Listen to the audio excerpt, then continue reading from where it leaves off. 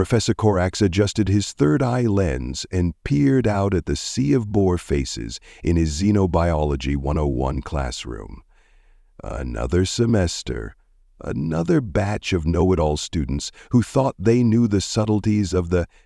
He had been educating the galaxy's most perilous planets at Galactic University for almost 30 cycles and every single term. In the same scenario, some hotshot warrior-class student would contradict his assertions regarding the death world known.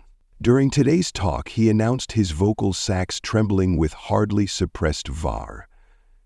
This will examine Class 13 Death Worlds, with a special focus on the most exciting case in our local cluster.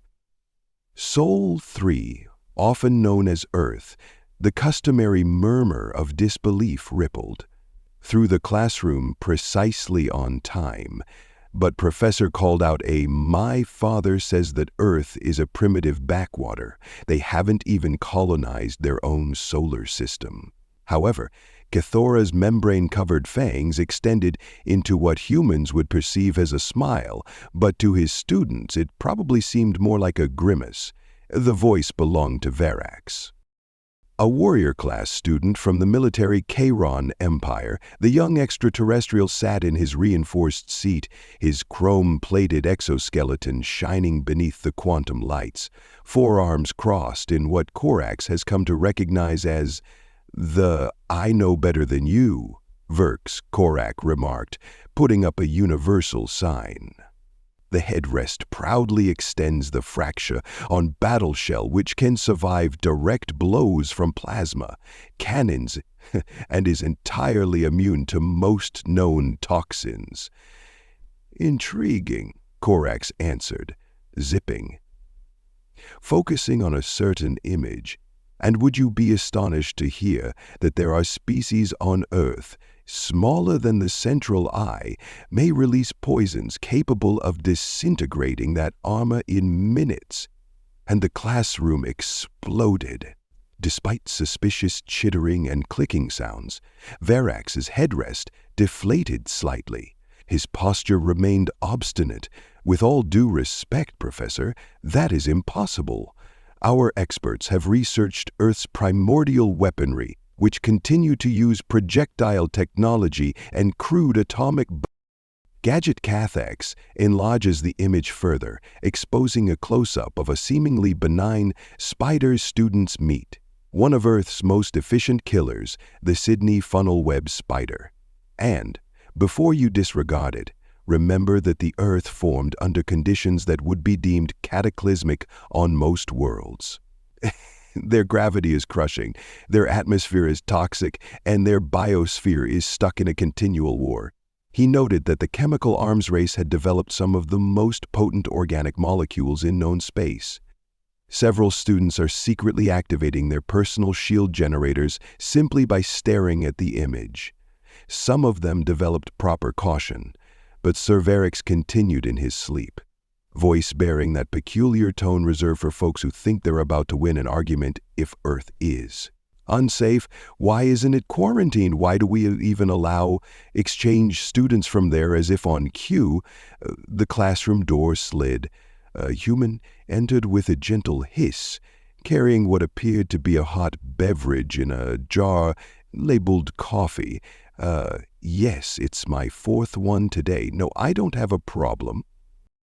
Speaking of Earth kids, Corax remarked in a theatrical tone, "Everyone please welcome Max Thompson, who will be assisting us this semester with our practical demonstrations." The human gave a casual click, wave, seemingly unaware of how numerous pupils reacted to the gesture.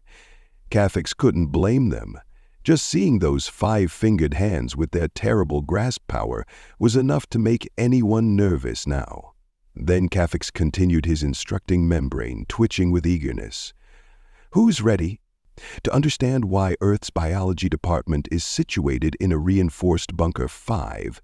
Floors below Earth, Verax's secondary buildings were waiting for the only one he could land on, and he wasn't about to allow some dashing force secondary data pusher tell him, a scion of the mighty Kraken Empire, that he should be terrified of a planet full of mushy bipeds and their even squishier wildlife rising up to him. Full 3M height, his exoskeleton plates clicking with the action he made.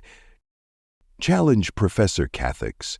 I already disputed your characterization of Earth as a Class 13 death world according to Article 7 even of the Galactic University Charter. I require actual confirmation of your statements regarding the professor's third eye. Interesting proposal, student. Verax, how would you advise we demonstrate this practical demonstration of a field? In challenge mode, Praxix declared his headrest to be fully extended. The apparently dangerous Earth place you referenced was the Australian outback, correct? A collective gasp swept across the classroom, including the floating gas cloud. Students compacted slightly in shock. Human Max, who had been enjoying their coffee, actually sprayed it across 3. Max interjected, wiping coffee from their cheeks. You want to take a field trip to Australia? Has you all absolutely lost your heads, Professor? Corax raised all 3 of his appendages in a relaxing gesture. Now, Max, as an ethnologist, you must recognize the accredited arachnologist. You must recognize the educational value of such enunciate. Max's eyes widened. I'm sorry, did you just say I'm a what now? Arachnologist, Cathix continued successfully, and it is right here in your exchange student. Wow, how lucky that we'll have a specialist on Earth's most fascinating critters to assist us.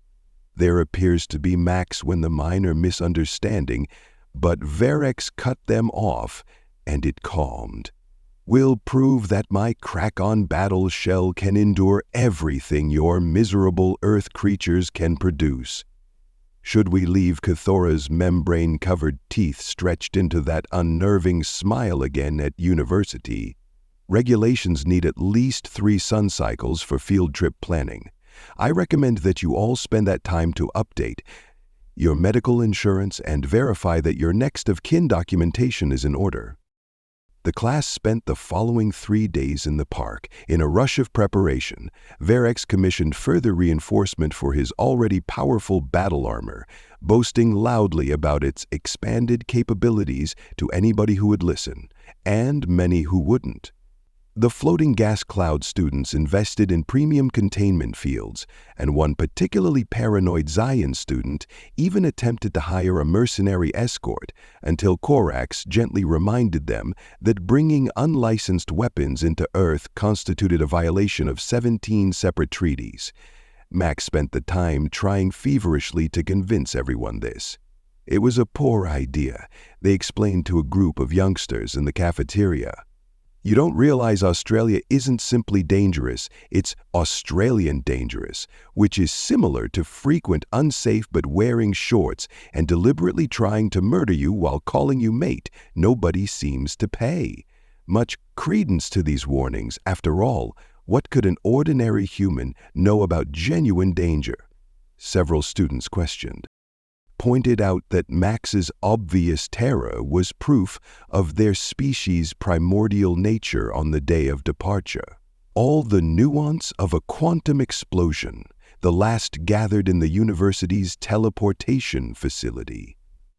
Looking like they were prepared for battle rather than a field trip, Verax stood front of the group, his improved battle armor sparkling, all forearms bearing varied scanning gadgets. Remember Professor Corax mentioned as they prepared for teleportation were being given privileged access to the Earth authorities have been informed of our presence in a restricted area of the Australian outback.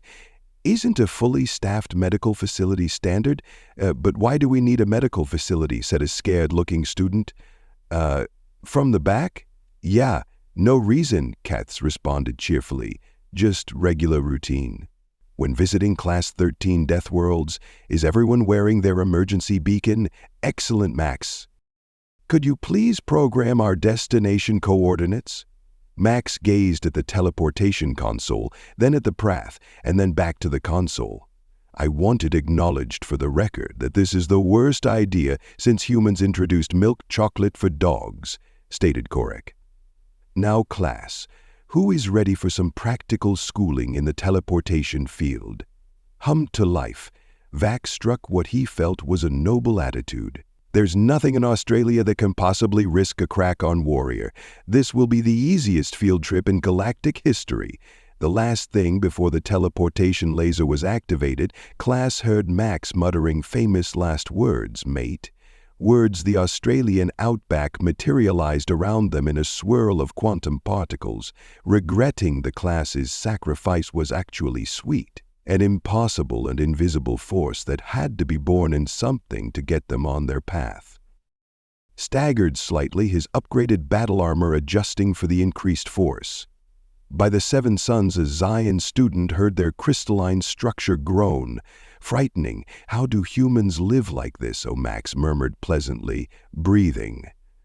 The corrosive oxygen atmosphere, as if it were nothing. This is nothing. You should try the Earth's oceans for some suitable pressure, Professor Korax.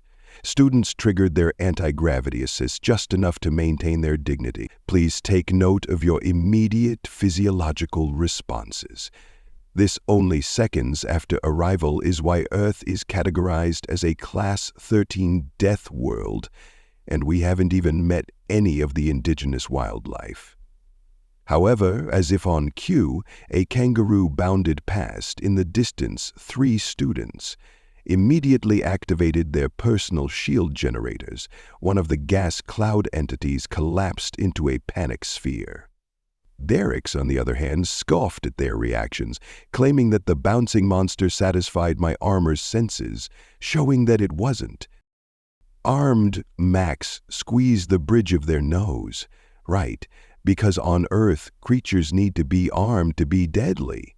Wait until you meet a Psi, but, well, let's just focus on finding your spider and getting this over with.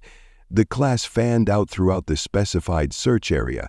Their various Verics strutted, scanning equipment buzzing and beeping under the scorching Australian sun. He walked around like he owned the room, sometimes firing up his armor's cooling systems as the temperature surpassed his comfort range. This is what you call difficult conditions. And he boasted 4 arms, gesturing at the environment. My home world's average temperature is twice this intriguing, Korax noticed, recording everything on his data pad. And how many of your world's indigenous animals actively secrete no neurotoxins, but how many can kill you simply by brushing near your skin? Of them eagerly seek battle with entities several thousand times their size. Verax's headrest drooped slightly. He was interrupted by a blood-curdling scream from one of his classmates, and everyone ran over to locate. A Meridian student was anxiously pointing at what appeared to be a completely average spot of something moved on the ground, something little and brown, with more legs than any rational thing should possess. Max wandered over and stared at the sight. Oh, that's just a huntsman. Spiders are mostly harmless, unless you're driving and one drops into your face from the sun visor. Then they can kill you, but only indirectly by causing the entire class to crash. Took 3 synchronized steps backward. Verax, determined to retain his reputation, stepped forward instead of you. Call that a spider? It's not even the size of my auxiliary power core. Watch this. Before someone can stop him, Verax. He activated his armor's augmentation field and put one of his armored feet down where the spider had been. The following collision produced a little crater in the Australian soil. So, who's the hazardous one? Max and Professor Korax exchanged a knowing look. Barks, the professor added. Could you quietly activate your armor's minuscule danger-detecting system and scan that? Reason why I definitely removed the Obrax was there was each door as I pre-framed the scene to Dead Arrives in Spider scene. The students snuggled closer as they redetermined to make away from the collision location, which is not intended. Welcome to Earth, Max added with a gloomy smile, where everything has backup. Preparations for its backup plans and death arrives in fun-size packaging. The students snuggled closer. As they resumed their hunt, every scanning device was set to maximum. Even Varek appeared less eager about exhibiting his armor's capabilities. "Professor," he questioned, trying to keep his voice calm, "how small did you say that funnel web?" Korax the spider studied his datapad. "Oh. Why are you asking about the size of your tiniest finger joint?" Barks looked down. His armor's threat detection display, which was now lit up like a celebration during the galaxy, responded softly. No reason at all. As the sun rose higher in the sky, the class was about to learn that on Earth, it's not the hazards you can see that you need to worry about, is the ones that are waiting for you to get just a little bit closer. It happened during what Max later described as peak spider hour, that wonderful time of day when the Australian sun had heated the ground just enough to make every deadly creature feel exceptionally eager about life. The class had spread out again, but not too far. They had learned after the Huntsman incident. Varex led the way in his battle. Armor senses scoured the ground in more irregular patterns as the amount of small, scuttling life forms began to overwhelm its detecting systems. "This is preposterous," he protested, even if his headrest was noticeably less extended than it was that morning. "These measurements must be erroneous. My senses are presenting thousands of potential threats." Within a 50-meter radius, the sensors work properly. Ma replied nonchalantly, stepping across what appeared to be a perfectly innocent stretch of ground.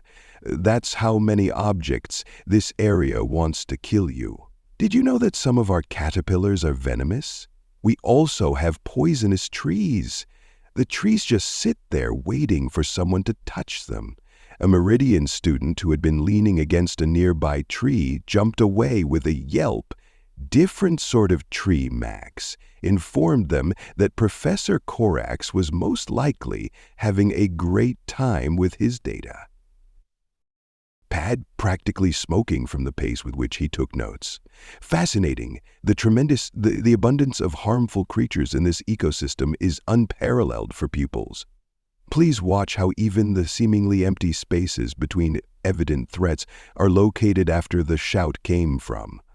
Varix was bent over a small hole in the ground, and his armor augmentation field was active, magnifying his view. What appeared to be a simple spiderweb around the opening, this isn't the funnel. Web spider. "Oh, may see how little it is my armor's environmental sealing. Easy, Verax," Max interrupted suddenly, extremely still. "I need you to back away from that hole very slowly. Why can't now my battle shell, chrome-plated idiot?" But it was too late. The spider presumably decided that the Bascom's rush to complete their escape from the apartment was simply too bothersome to ignore. It emerged from its lair with all the wrath that millions of years of evolution had packed inside its tiny frame. What transpired next was eventually recounted in 17 different ways in the student accounts, each narrative more horrific than the last. Drifting gas cloud students said that the spider moved quicker than their sensor arrays, could track the crystalline structure of the Zion student, would resonate for days following it, the mere memory of the spider showing. The casual disregard for physics that Earth species are notorious for shot itself directly into a gap in Verax's armor. had a breach that was about 1/10 the size of the spider itself. Verax laughed triumphantly. The spider couldn't possibly squeeze out. Nonetheless, there was a period of complete silence before Verax, the powerful warrior of the Crow-Reckon Empire, one of the most advanced battle armors in the known galaxy, did something that no one in the class would ever forget. Screamed, not just any scream, but the kind that made the previous blood-curdling one sound like a calm one. Lullaby. This was a scream that screamed, "I'd made a terrible mistake and now I am experiencing the effects in painful detail that the spider has." Skillfully traversed the gap in Verax's armor, did what funnel web spiders do best, and bit him. Was immediate and stunning. Verax's battle armor was engineered to withstand plasma. Cannons and resist most known toxins began to smoke spider venom, coupled with his native biochemistry generated an explosive reaction, as described by the professor subsequently. Synopsis. Professor Verax's voice rose several octaves when his armor's emergency systems blared. Warnings in several languages are: destroy yourself, block your vents, lean on textured barriers for instant penetration. Korak said, excellent observation. While students continued to take notes, please take aware of the speed with which Earth-based neurotoxins can overcome even advanced defense systems. The change in color of Verax's exoskeleton is notably instructive. Max was already the only one with a feeling of urgency and substantial expertise with spider bites, activating their Emmer Beacon medical team to our coordinates right now and tell... Yes, it's a funnel web bite, and yeah, I'm not sure why they keep allowing people to come here. Verax crumpled into a twitching heap of compromised armor and wounded pride. The rest of the class suddenly understood why Earth was designated as a Class 13 death world for no discernible reason. Threats or overwhelming powers, because on Earth, even the smallest organisms had spent millions of years perfecting the art of shouting, "Fight me!" to the universe at large. The Sydney Interspecies Emergency Medical Center has seen its fair share of strange cases, but even the veteran personnel had to admit that a crack on Warrior was put in with a weakened battle shell and quickly. The dissolving exoskeleton was a new one, so let me get this straight. Dr. Reynolds stated that while studying Verax's readings, he purposefully antagonized a funnel web. Max offered to view from the observation window while a group of human and extraterrestrial medical personnel, staff, worked on their classmate. He didn't think it might injure him. Nobody ever does the first time on Earth. Verax's armor had to be painstakingly removed piece by piece, exposing the exquisite scar tissue and bone.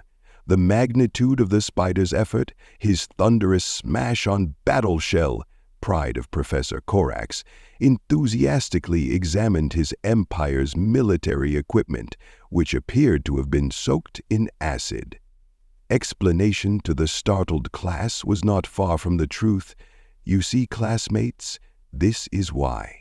Earth's biodiversity is so intriguing that the funnel web spider's venom simple toxin is a complicated cocktail of molecules that adapt to defeat any possible defense mechanism. When combined with the unique biochemistry of our friend Verax here, created an unexpected... Professor, one of the gas cloud students, responded in a thoroughly instructional manner. Ventured, are you still recording? Of course, this is unprecedented data. His secondary carapace shifted colors before beginning to bubble simply. From his hospital bed, Verax managed a weak grunt. I can hear you. Professor, a team of terrestrial medical students had joined the observation group. Their different sense organs wielded with excitement and, as Dr. Reynolds detailed the treatment regimen, The difficult part isn't merely neutralizing the venom, she stated, pointing to a holographic projection of Varix. Biology deals with all the cascade effects. The spider's venom triggered a protection mechanism in his armor that reacted with his normal biochemistry, resulting in an incredibly new substance that began disintegrating his exoskeleton. We're basically performing chemistry in reverse here. Max, who had been unusually quiet, finally spoke out. So Varix remembered. When you mentioned Earth, human Varix. Groaned his headrest now that the animals weren't armed. The interesting shade of purple had shrunk to half its regular size because, technically, you were correct. They're not armed. They're walking chemical weapons factories. That spider isn't even in our top 10 most venomous animals. It's merely the one that truly enjoys picking fights. The class had pulled out their data pads and was furiously taking notes, including the Zion student who had maintaining a personal shield generator at full power since arrival was recorded. Professor, another student asked if what the human claims is true. Regarding this not being the most lethal spider, Corax's third eye shone. Would you like me to show you some data on the Australian box jellyfish, or perhaps the blue ringdeed? Octopuses are intriguing examples of how Earth's waters are even more dangerous than its land. No, no, the entire class shouted in one. Dr. Reynolds checked Verax. Latest readings, well, the good news is you'll make a full recovery. The bad news is you'll need to stay here observation for at least a week. Earth poisons can be persistent for a week. Voice carried a sense of panic. But what if anything else gets in? Hospital environmental sealing are developed to Earth standards. Dr. Reynolds informed him that they can keep out everything from microscopic parasites to determined kangaroos. Professor Corax was shocked at how frequently we had to test those specifications. I'm absolutely buzzing with intellectual excitement, Dr. Reynolds. Would you be willing to share your hospital's incident records for instructional reasons and statistical analysis of Earth-based medical data? This would be a fantastic addition to our curriculum. Definitely not Max. Interjected, the last thing we need is you giving the class more notions about Earth's wildlife. Except Verax already gave enough material for an entire semester of what not to do. Lectures from his hospital bed, Verax could only groan in agreement with mighty.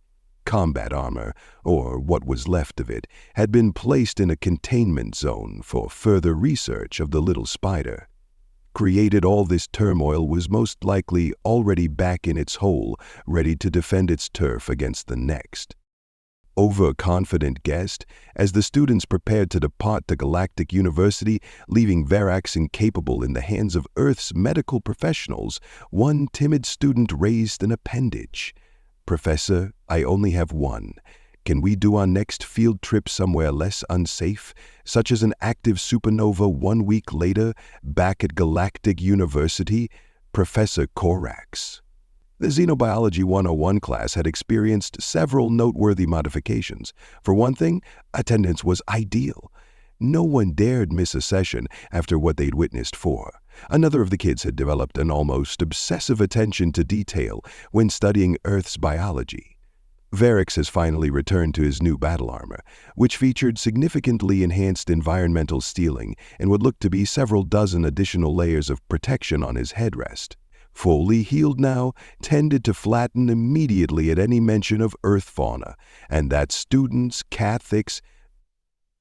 While ending his presentation on the field trip facts, why appropriate research and respect for aliens, ecosystems are critical for organic matter. Someone can tell me the primary lesson acquired from our practical demonstration of every appendage, tentacle, and sensory organ in the room. Rocket it up, never underestimate Earth life forms. They chorused in perfect harmony. Excellent. And why is that? Because 4 billion years of evolutionary arms race means everything is seeking to kill. Everything else they recited, and they're incredibly good at it. Verax, who had become a reluctant expert on Earth's medical facilities, raised one of his four. Professor, I've been doing some extra investigation. Did you realize that their medical database contains treatment? Procedures for approximately 1,000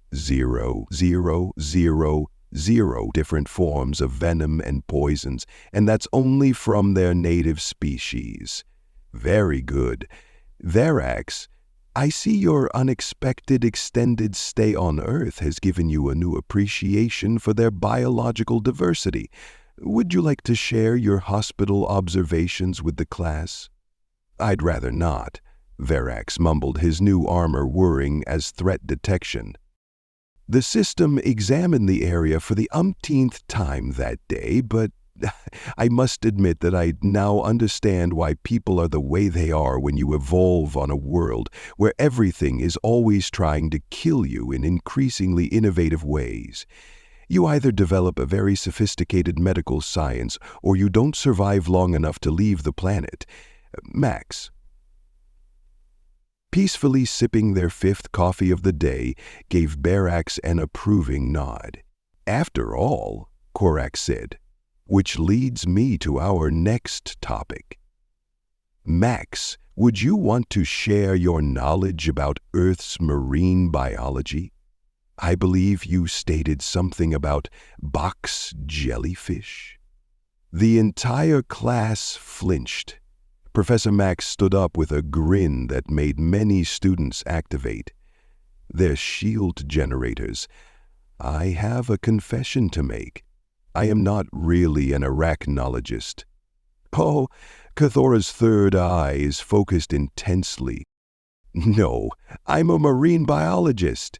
Specifically, I research cone snails, those gorgeous shells that can inject you with enough neurotoxins, kill 20 humans before you even notice you've been stung by the sound of multiple personal shield generators being turned. I've brought several specimens for next week's practical, and the room was filled to capacity. The demonstration bar's new war armor immediately launched its emergency teleportation routine, but not before everyone heard his majestic warrior shout. Fading into the distance, Professor Korax watched his star. Students hastily flee with all three eyes shining. Wonderful timing. Max, now please take note of how the mere threat of encountering another Earth species sparked a flight response in us. Previously overconfident colleague, this is exactly the kind of healthy regard for Earth's biodiversity that As the rest of the class edged uneasily towards the doors, Max pulled out a small, "Hey, don't worry, they're just shells. I should remark that the snails themselves are safely back on Earth. One of them escaped during transport, and the lecture hall cleared so swiftly that it set a new galactic university record." "Same time next week," Max called after the retreating pupils. "I'm thinking about presenting a presentation on blue rings." Professor Korax's membrane-covered teeth are stretched into that familiar smile, and I suppose this is the "Thank you, Professor, for starting this wonderful scholarly collaboration. Do you feel horrible about Verax? Should we tell him the shells are merely for Korak?" Ultimately admitted that he was already planning the curriculum for the following semester, but perhaps when he presents his thesis on survival strategies for Class 13 death, world experiences, I understand he's gotten rather interested about the subject after his practical experience somewhere in the distance. Verax's battle armor was probably still scanning for cone snails, but that's the thing with studying Earth's wildlife. It's not paranoia if everything is out to get you. A little spider in the Australian outback was most likely informing its friends about how it took down a warrior 3,000 times its size, albeit as an Australian, it would have ended. No worries, mate. He asked for it.